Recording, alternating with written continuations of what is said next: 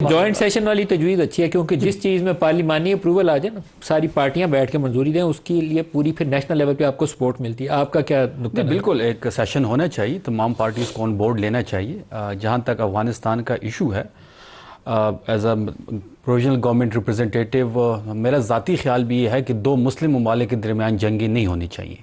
सारी चीज़ें table talk पे ही हल होनी है और हमने बारहा एक नेशनल जिरगे का बारहा हमने डिमांड किया है, जिसमें केपी के स्टेक होल्डर हो, जिसमें कबायली अमायदीन हो, इनसे बात करनी चाहिए। किसी अच्छे रास्ते से ये चीज़ हल हो सकती है। जहाँ तक आबिद साहब ने बात की कि एक मीटिंग कॉल करनी चाहिए या सेशन कॉल करनी चाहिए, बिल्कुल कॉल करनी चाहिए। सूबों को अपनी ज़िम्मेदारी पहचाननी चाहिए, सूबों की बात भी सुननी चाहिए, सूबों को जो दरपेश मसाइल है उस पर बात होनी चाहिए, सूबे के जो स्टेक होल्डर है उसको लूप में लेना चाहिए। और पिछले चंद रोज़ में जो फौज के और पुलिस के जवान शहीद हुए, 7 सिविलियन की जो शहादतें हुई, कर्नल गुलफराज थे शायद जिनका भी जिक्र कर रहे हैं परसों, बिल्कुल जवान आदमी है, देख के तो एक दफ़ा बंदे के दिल को हाथ पड़ता है ना। अपने आपके मेरे और आपके भाई बेटे उस उम्र के हैं जिस उम्र के वो लोग जो अपनी जान दे रहे हैं पाकिस्तान के लिए, इसमें तो आपका जवाब क्या होगा? मतलब मैं तो पहले चाहूँगा कि जिसने ये काम किया उसको पहले खात्मा उसका यकीनी बनाया जाए। बिल्कुल सही कह रहे हैं, जो पाकिस्तान के सरजमीन पे दहशतगर्दी का सबब बन रहा है उसका खात्मा ज़रूरी है। देखिए, हमें इस पे एतराज़ नहीं, इस पे डिवीजन नहीं है ना, कोई इख्तिलाफ राय नहीं है, कोई डिवीजन नेशनल लेवल पे इस पे कंसेंसस डेवलप होना चाहिए, एक आवाज़ आनी चाहिए बिल्कुल, जो हमारे बच्चों को शहीद कर, लेकिन तमाम स्टेक होल्डर्स को लूप में लेके, और अज़ाइम सियासी नहीं होनी चाहिए, दहशतगर्दी खत्म करना नहीं, इसमें अज़ाइम होनी चाहिए। सियासत तो है ही नहीं है ना, नहीं हो जाती है। असूल तो इसमें यह है कि जो दहशतगर्द ग्रुप पाकिस्तान में हमलावर होता है वो जहाँ पे भी है बैठा हुआ, उसका खात्मा यकीनी। नहीं, नदीम साहब आपने देख लिया ना कि तिरा ऑपरेशन में जो हमारे साथ हुआ, कैसे फेडरल गवर्नमेंट ने यू टर्न लिया, किस तरीके से चीज़ों को पोलिटिसाइज किया गया। फिर डिस्प्लेसमेंट पे बात बनी, 5 दिन के बाद वफाकी वज़रा बैठ के कहते हैं कि जी हमने तो डिस्प्लेसमेंट नहीं की। ये तो शुक्र अदा करे कि सूबाई हुकूमत तैयार थी, फैसिलिटेशन हुई, कोई मिसहैप वहाँ पे नहीं हुआ। देखिए, बात वही आ जाती है, अगर आपके दहशतगर्दी के पीछे अज़ाइम सियासी के अंदर आपने कोर कमांडर्स के साथ बैठ के चीफ मिनिस्टर ने मीटिंग की, एपेक्स मीटिंग बुलाई थी और एपेक्स कमेटी ने मंजूरी दी सारी चीज़ों की। देखिए, एपेक्स कमेटी में सारी चीज़ें, कोई मंजूरी तो वहाँ पे नहीं हुई, लेकिन सारी चीज़ों की डिस्कशन बड़ी कुल की हुई।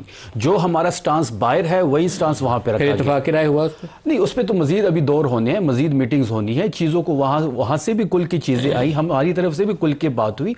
हमारा जो स्टांस है मिलिट्री ऑपरेशन के बारे में हमने वही रखा, कमरों के फैसले हम मुसल्लत नहीं होने देंगे। वफाकी वज़रा की रवैयों पे बात हुई, फेडरल गवर्नमेंट की रवैये पे बात हुई, क्योंकि सूबा हमारा है, लोग हमारे हैं, हुकूमत हमारी है, मैंडेट हमारा है, पाकिस्तान का नहीं, मतलब गवर्नमेंट तो हमारी है ना। आप कुछ कहना चाहते? सब बात ये है कि हम पाकिस्तान की बात कर रहे हैं, ये सूबाइयत से बाहर नहीं निकल।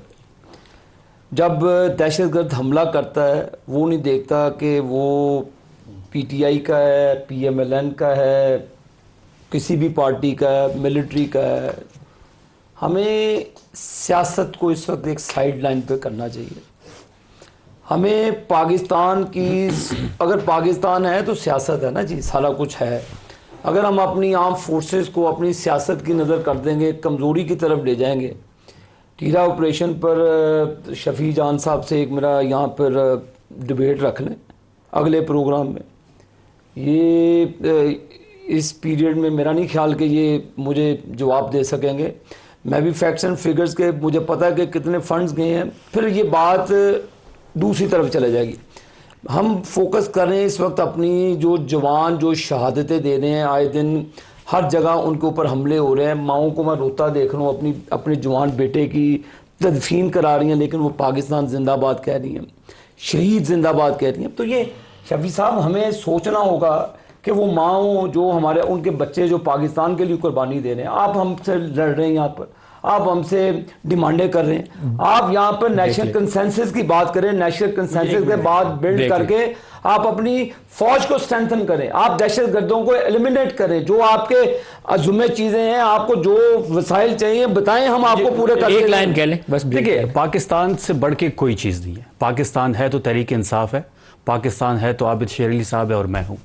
बात यहाँ पे आ जाती है कि जो इनका रवैया है उस पे बात हो रही। जो फंड्स की बात की, आज तक आप देख लें जो वहाँ पे आईडीपीज बने, जो ऑपरेशन हुए, उसके लिए इन्होंने 1 रुपया नहीं दिया। वहाँ पे महरूमियत रह जाती है। जो इनका रवैया है वहाँ के लोगों के हवाले से वो अफसोसनाक है। मैं उस रवैये पे बात कर रहा हूँ। अगर आबिद शेर अली साहब ने फंड्स पे कोई प्रोग्राम करना है, बिल्कुल कल कर रख लें, मैं अपने डॉक्यूमेंट्स के साथ आऊंगा। बिल्कुल, आप अपने फैक्ट्स एंड फिगर्स, कोई बिलियन रुपये आपने डायरेक्टली वहाँ पे दिए, आपने सूबे को 1 रुपया नहीं दिया। आबिद शेर अली साहब, जो दाखिली इत्तेहाद है ना, उसके लिए सारों को दिल बड़ा करके साथ बैठना चाहिए। अगर उनका सूबे के कुछ तहफ़्फ़ुज़ात हैं कि उनसे कोऑर्डिनेशन नहीं की गई, उनका ये तो इशू नहीं होगा कि पाकिस्तान के मफाद के ख़िलाफ़ वो काम करने से रोकते हैं। कोऑर्डिनेशन का इशू है, बैठें कोऑर्डिनेशन कर लें। वे फॉरवर्ड का इशू है, डिस्कस करें, स्टेप्स तय कर लें। यहाँ पे आपकी तजवीज़ बड़ी कारगर है कि आप पार्लियामेंट के जॉइंट सेशन में बैठ के डिबेट करें। वहाँ नेशनल एक्शन प्रोग्राम जो है ना, उसका भी आपका जो मौजूदा फेज़ है उसको री इन्फोर्स करने के लिए आप मंजूरी लें वहाँ से कि ये काम करना है। सूबा भी बैठे, मरकज़ भी बैठे, फ़ौज भी बैठे, और फिर आप इन सारे लोगों को सफाया कर दें। बिल्कुल मौलाना साहब, इसमें कोई दो राह नहीं है कि हुकूमत को ये भी जॉइंट सिटिंग बुलाकर एक रेजोल्यूशन पास करके जो एंडोर्समेंट है नेशनल एक्शन प्लान की, फिर इसके ऊपर अकाउंटेबिलिटी भी होनी चाहिए, चेक एंड बैलेंस भी होने चाहिए। जो रिसोर्सेज रिक्वायर्ड हैं किसी भी प्रोविंशियल गवर्नमेंट को टेररिज्म के पर्पज़ के लिए, वो पूरी फेडरल गवर्नमेंट को पूरी सपोर्ट करनी चाहिए और कंसेंसस के साथ एक हमें आगे बढ़ना चाहिए। पाकिस्तान की सॉवरेनिटी के लिए, पाकिस्तान में इत्तेहाद के लिए, एक पाकिस्तान के रोशन मुस्तकबिल। देखिए, पॉलिटिकल डिफरेंसेस होते रहते हैं, घर में भी होते हैं, बाहर भी ये होते रहेंगे, लड़ते रहेंगे आपस में। अभी ये लड़ने का वक्त नहीं है, अभी दुश्मनों से लड़ने का वक्त है। दुश्मन हमारे पर तलवारें लिए पूरी चारों तरफ से निकले हुए हैं कि पाकिस्तान को डिवाइड किया जाए। जो पाकिस्तान का वो मैप पकड़े गए थे माजी में, वो उसी रोड मैप के ऊपर चले जा रहे हैं, और इसमें हमें उनको फैसिलिटेट नहीं करना चाहिए। हमें अपनी सफ़ों में इत्तेहाद पैदा करने चाहिए। पार्लियामान की जॉइंट रेजोल्यूशन के ज़रिए जो सूबों के इस बारे में तहफ़्फ़ुज़ात हैं, उसमें तमाम सिक्योरिटी फोर्सेस के अदारों के हेड्स वहाँ पे बैठने चाहिए, और एक पूरी हमें यूनाइटेड होकर उस हॉल से 3 दिन बहस हो जाए, 4 दिन हो जाए, यकसुई के साथ और सूबों के तहफ़्फ़ुज़ात इसमें दूर करने चाहिए, और एक कमरे से पूरे पाकिस्तान की एक आवाज़ निकलनी चाहिए, पाकिस्तान जिंदाबाद। बिल्कुल, हम पाकिस्तान, सब पाकिस्तानी। अफगानिस्तान के इशू को तो आप डिस्कस कर रहे हैं, लेकिन आप मेरे ख्याल में बलूचिस्तान वाला जो ख़तरा है उसको थोड़ा सा उतना वजन नहीं दे रहे शफी जान। अगर ईरान के अंदर अमेरिका कार्रवाई करता है, तो अगर आपको इसराइली प्लान और वो जो एक्सट्रीमिस्ट उनका वो वाइट सुप्रेमसिस्ट वाला ग्रुप है उसके अज़ाइम का पता हो, तो वो ईरान को डिवाइड करने के उनके अज़ाइम है, तो उसके बाद वो बलूचिस्तान आपका सेटल होने देंगे नहीं। तो आपको इनको बड़े खुले दिल के साथ बैठना चाहिए।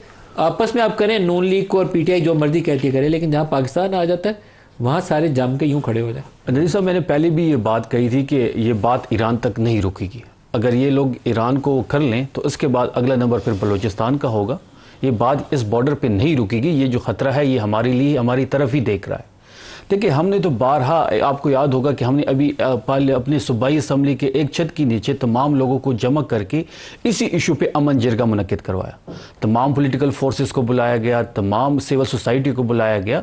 आबिद शेर अली की जो पार्टी है, उसका जो अपोजिशन लीडर है, इनकी पार्टी का है हमारे हाउस में, उसके साइन मौजूद है। पाकिस्तान पीपल्स पार्टी के उस पर साइन मौजूद है, वकला के, सिविल सोसाइटी के, तमाम सियासी जमातों के साइन उस पर मौजूद है। और एक हम ड्राफ्ट के साथ ही वहाँ से उठे थे, 13 नुकाती ड्राफ्ट था। उसमें तमाम तरह चीज़ें बड़ी, उस पर 2-3 दिन हमने बहस मुबाहिसा करके, आरा लेके, मशवरे करके एक फ़ाइनल डॉक्यूमेंट पर हम पहुँचे। अब उस फाइनल डॉक्यूमेंट का फेज़ 2 हो रहा है, अब TUR सेट हो रही है। देखिए, हमारी सूबे की डायनामिक स्टोरी चेंज है, उस डायनामिक्स के मुताबिक ही भी फैसले होने चाहिए, और सूबे को इत्तेमाद में लिए बगैर कोई एक्टिविटी नहीं होनी चाहिए। देखिए, इन्होंने मुज़ाकरात किए, दोहा में हुए, इस्तांबुल में हुए, खैबर पख्तूनख्वा की कोई नुमाइंदगी वहाँ पे नहीं थी। बिल्कुल होनी चाहिए थी, सिर्फ लूप में लेना था। आप किसी नुमाइंदे को बुला लेते, वो उसमें शरीक होता, क्योंकि हम बेहतर तौर पे वहाँ के डायनामिक्स जानते हैं। शायद हमारे मशवरे ज़्यादा अच्छे हों।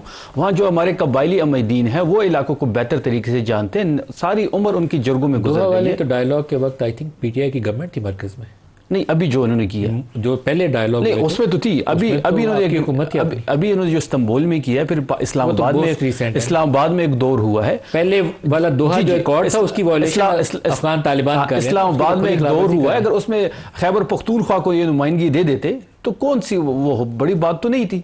वो भी बैठ जाते, हम भी बैठ जाते, हम अपनी डायनामिक्स के मुताबिक कुछ मशवरे देते, शायद वो बेहतर होते, क्योंकि हम इलाका ज़्यादा बेहतर जानते हैं, इलाका हमारा है, हमारी वहाँ हुकूमत है, हम बेहतर तरीके से वहाँ पे कुछ इनको ऑप्शन भी दे सकते थे।